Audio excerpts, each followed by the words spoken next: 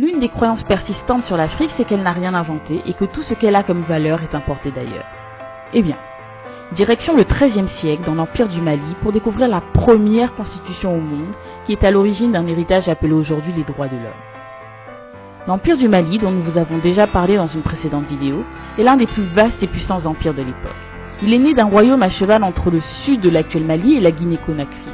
En réalité, c'était une fédération de royaumes. Le premier empereur Soundiata Keïta a fait proclamer cette constitution lors de son investiture en 1236.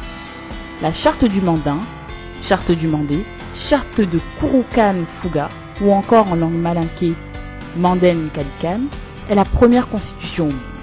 Son but était de définir les règles et les lois afin de garantir la paix entre les différents peuples de l'Empire.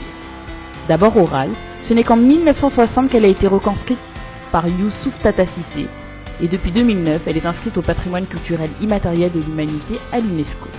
Longue de 134 articles, elle aborde tous les thèmes imaginables, le respect de la vie humaine, le droit à la vie, les principes d'égalité et de non-discrimination, la liberté individuelle, la justice, l'équité et la solidarité, les droits des femmes, la protection de l'environnement, condamne les guerres et aborde même le sujet de l'esclavage qui était le cheval de bataille de Soundiata Keïta qui l'abolira. Voici quelques articles de cette constitution et vous verrez que sur bien des aspects cette charte préfigure la déclaration des droits de l'homme faite 5 siècles plus tard, en 1789.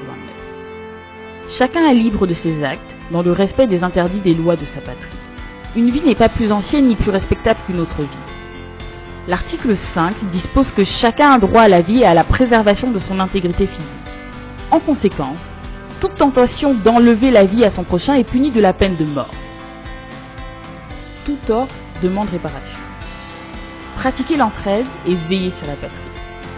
L'article 16 est sur les femmes. Les femmes, en plus de leurs occupations quotidiennes, doivent être associées à toutes les phases de notre gouvernement. En abordant des sujets avant-gardistes, cette charte nous donne une belle leçon d'histoire. Mais combien d'universités africaines l'enseignent? Il est temps que nous recherchions l'héritage scientifique de l'Afrique qui a influencé tant de civilisations. Sinon, comme de nombreux intellectuels africains le pensent, tout ce que nous faisons, c'est perpétuer le génocide intellectuel de l'Afrique.